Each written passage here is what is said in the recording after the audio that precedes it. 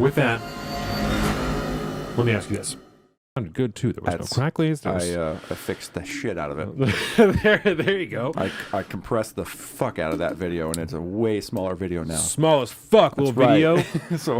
Right. So what do you got? Try and fuck with us. Okay. So I don't remember. Doesn't matter. There was something that I was listening to that sparked this, and it wasn't Peter Zion. It was something else. But I want to ask you. Of course, neither of us are experts here, but we pretty much are. So, in your expert opinion, when do you think the war in Ukraine ends? How much longer do you think it goes? I know that's a big question, but I'll give it a little bit of context for you. So I'll give you a second to think, because there are already people that are questioning the funding, right? We have Matt Gaetz, and we'll talk about that a little bit later, that he introduced a bill to withdraw the funding, and so to stop increased funding to Ukraine. And conversely, there's also obviously an immense amount of support for the United States supporting Ukraine. We have Mitch McConnell and, the Ukraine tie during the State of the Union address, all these things. There, in some neighborhoods, more Ukrainian flags than there are, American flags. It's not looking good. So do you think that it goes, do you think it stops before 2024 or 2028, or what do you think? There's a lot of moving pieces to this that could change the outcome at any time. Yeah. But at this point, you don't have to give an exact year. It looks as if it will continue until it escalates. We'll put it that way. It'll continue until it's not the war in Ukraine anymore, until it's something bigger. And I don't know what the timeline of that would be. A lot of things. I don't even know if something happening in Ukraine between the Russians and the Western powers that back Ukraine. I don't know if the catalyst will be something that happens there, or if the catalyst will be something that happens like in China with us launching that fucking ICBM the other day. But I don't see that conflict ending. I don't see it ending without essentially some kind of really outrageous kind of like deal between Putin or the Russians and Zelensky, which I just don't see that happen anyway. So something wild would have to happen for that to be the case, in which case Ukraine would just be a smaller country and Russia would have the bits and pieces of it that they wanted. But realistically, I don't see it ending. I just see it escalating into something bigger and much worse. So yeah, I don't see it happening. I don't think we're going to play this proxy war game that much longer, maybe another few years max. I think the presidential election will also be really interesting to see how that changes, because there will be a certain point at which we'll be chip committed, and like even a Donald Trump ain't going to pull us out of fucking Ukraine. Yeah. There'll be some, we'll have a repeat of the impeachment of Ukraine #1, where he supposedly attempted to stop the congressionally approved aid to go into Ukraine and stuff like this. Like, even if Trump gets into office and wants to just all stops on this thing, he won't be able to if Congress can just roll right over him. So I just don't see it stopping. Yeah, I think that's fair. We've always been at war with Eurasia, right? right, precisely. We're there. Yeah, and I think I agree with that. I don't see it stopping any time in the next decade. So I think that at least 10 years. My concern from the beginning has always been another long war like that. That it starts. It starts initially as this funding, this type of defense spending that we're doing now. And I don't remember if it was on the last episode or if it was between you and I privately that we were talking about just possible scenarios, and if Russia is going to hit the type of hard nationwide mobilization that we've seen in the past, where they're going to turn everything that they have into a defense factory, and they're going to start building just munitions and weapons and all that type of shit. They can only conscript so many people, because they need people in the homeland to continue to work. And history tells us that's a big number, though. Right. And one of my concerns is that other nations that they're allied with, North Korea, China, Iran, see their fate as similar or tied with Russia's, that they are not going to last long without Russia being there, without this weird, axes, for lack of a better term, group that they've constructed, even if it's not like a formal alliance between all these different countries. So it's almost like just an economic bloc, but if that's not the way war is being waged right now, I don't know what is. It's essentially the same thing. And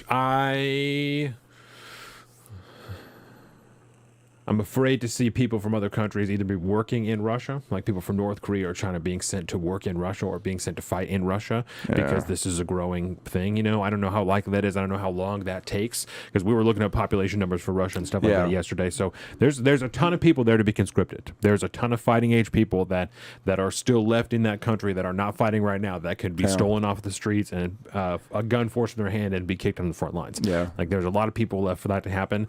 I want to say it was like, as of like the last census, it was like 168 million or something like that. Roughly half of what the United States is, I think. Yeah.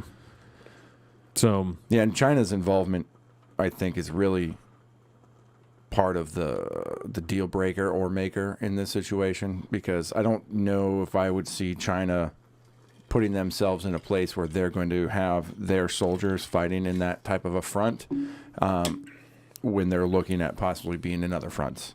I think they're kind of holding their cards relatively close to the vest right now as far as their pawns to be used. I don't even mean soldiers. I mean the same deal, conscripts, people that they can just steal off the streets and just ship off to Ukraine and ship off to Russia, just the same way that there are North Korean prison camps in Siberia. If you take those people out of those prison camps because they're just sitting there, and they now fight for Russia because they exist in Russia, and North Korea is like, well, they weren't here anyway, so I don't fucking care. That's what I'm concerned of. Not their own army, because I agree. I don't think that they would, for the same reason. I don't think that China would compromise their own security internationally, but like I said, my concern would be that they start stealing people off of the streets or taking the people that they have locked up and just send them to Russia to fight for them, because they are essentially useless anyway to them. Yeah. No, that makes sense to me. Just doing a sound check. Sorry. No, you're Producer nerves every now and again. No, you're fine. Like, I wonder what that's doing. Yeah. So I don't know. I don't want to keep saying concern. I guess I should think of a better term, or like maybe a series or a timeline in which I think these things would play out. But along with that, American or NATO boots on the ground over there is a huge concern of mine. I don't know. That seems like a massive. That's difficult for me to wrap my mind around, to have like legitimate NATO forces there, organized under NATO, and not just individual countries that have sent people to fight. So not just American special forces painting up targets for Ukrainians to bomb, but actual regulars on the ground, and like a coalition almost like that. I have an easier time comprehending NATO countries forming a separate coalition, not sending in NATO forces, but NATO countries like, well, we'll send some people off the side. I know that's like a minute difference, but like the original like coalition forces in Afghanistan, the same type of deal. That instead of Canadians, some French, some British, everybody involved. Yeah, they get a couple people, maybe a couple of countries maybe that aren't NATO nations involved in the coalition, so they can be like, no, this isn't just NATO. We're globally condemning these actions and supporting Ukraine. No, Sweden's involved too, and we haven't let them into NATO yet. Precisely. Yeah, something like that. That I have an easier time seeing than a NATO mobilization into that area. But I don't see NATO in its entirety getting involved. Like on an official capacity, I'm right there with you. Like a loose coalition thing. That's a for real escalation. I mean, an unquestionable one, because that's been a Russia stated thing from the beginning. Is like, fucking stay away. Don't do it. Don't. So I can don't. Yeah. Come on, NATO. Get your shit together. Yeah. Right. You're just looking. Looking for any opportunity. Like, I'm going to make this happen. Yeah. Well, I have one for you. Let's hear it as well. Let's hear it. And it's almost on the same broad spectrum situation here. Hopefully, it's not the same question. It is not. Thank God. This is more homelandy. That would be embarrassing. It would be. Well, I'd be like, oh, do we think alike? Oh, dang. I guess we're doing Last of Us. So this is. we've watched the government grow in scope and authority for quite some time. The Federal Reserve printing money freely, essentially.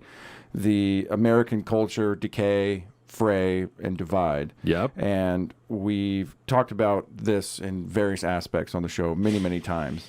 So given that kind of picture, I mean, do you see any way for us to revert away from away from this, or is this something like can we ever go back to more of a, say, early American libertarian focused type of nation, or are we just going to have to try to go forward and create something brand new, ideally bringing those values with us?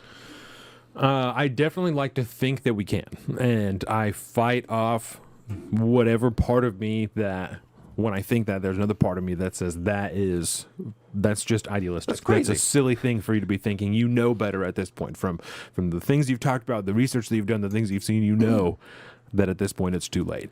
But and maybe it is just silly nationalism that I'm not able to get rid of because I'm just too young yet. But there is just something inside of me that believes that we are different. We have proven as a nation that we are different. We have overcome ridiculous odds before. We have turned ourselves around multiple times, and there is just something inside of me for the same reason I do the show, that if we can reconvince enough people that freedom and liberty are the way to do it, then that's how we win.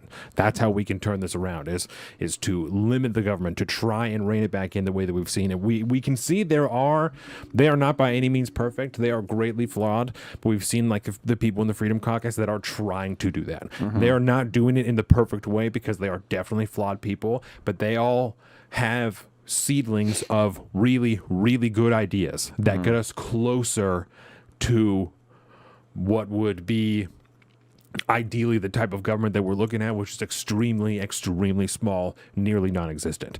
They're trying to get there. So I give them all credit, some more than others, because I think some of them are kind of pieces of shit. But so I tend to believe that we can get there.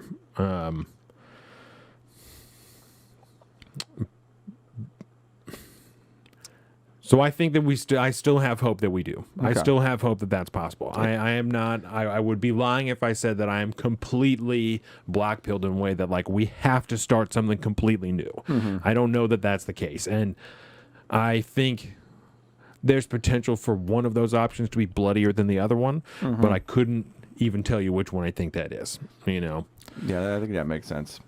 I've been doing a lot of thinking about this kind of thing lately, obviously, and my mind kind of goes to something new into the future, and mostly because of our obsessive compulsion to continue to evolve technology. And I don't think, if there's one aspect of this, I think we definitely can rein back in a very reasonable sense. It would be the government and society's relationship with the government. Yeah, that would be harder than the government itself, but because we've grown so reliant on it in the past at this point, like everybody is so reliant on our relationship with the government now. But I think the government itself would be the easiest. The society's relationship with it would be the next hardest. But then part of me is thinking that there's really never truly a way to go back, if you will, in that kind of colloquial sense, because of how technology has advanced and our society's relationship with technology.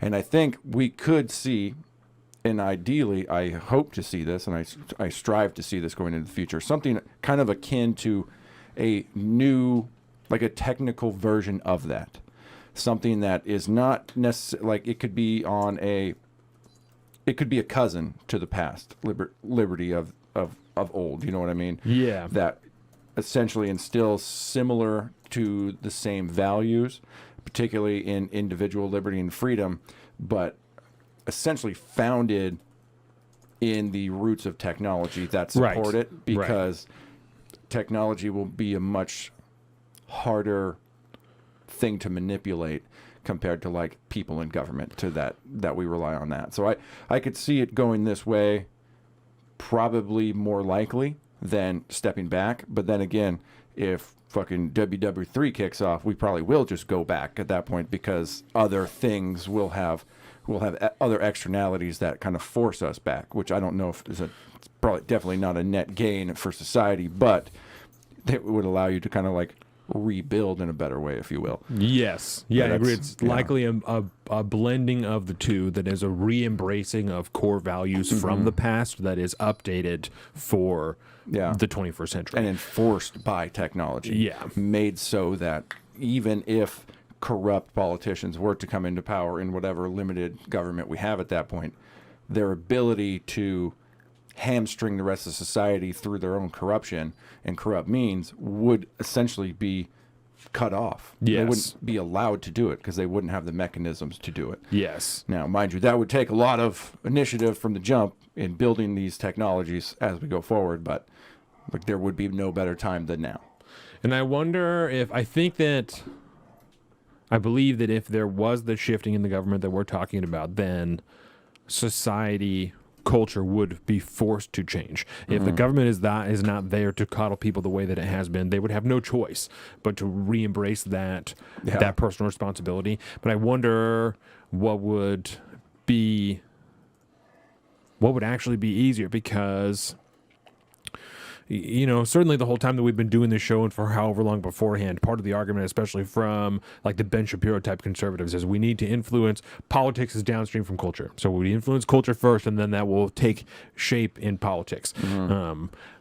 But we've been doing this for a while now, and it's pretty goddamn difficult. And so I wonder if it's just easier, if it would be easier to just try and get people into office that are down, that are like actually based, down for the game. And I don't think that adage works anymore. The politics is downstream from culture. I think in the past it was, but politics is culture now. Yeah. They're one and the same. You have to fight it on both fronts. Because that technology aspect, they're so AOC is a fucking together. Instagram star. You know what I mean? And we're having the fucking hearings that I have some clips of. I don't know if we're going to get to them, but the Twitter hearings and stuff like that. Like, this is the government working hand in glove with the technology companies that influence and dictate culture. I mean, they are one in the same at this point. So it's a two-front. Used to be a two-front war, but now it's a single-front war. Yes. But both sides are on that same front. Yes. So very, very interesting stuff. People like us, if you will, the people that are on trying to spread the message, if you will. I mean, this is part of it. Man. This is part of it, and this is via the technology aspect of things, This isn't newspapers that take 3 months to fucking print and send out to the West Coast. Right. We fucking dude in Germany could be watching right now. Shout out. It's about 9 a.m. over there. I did the time zone conversion. That's really funny. Hey everybody, Colin here from Salt the Streets. Thank you for watching today's edition of Salty Shorts. If you liked what you saw, please be sure to check out the full episode right here on the Salt of the Streets YouTube channel. Please give us a like, comment, subscribe, and be sure to share this with all your friends. And you too can become a spreader of the message of liberty. Thanks. Welcome to the Salt of the Streets.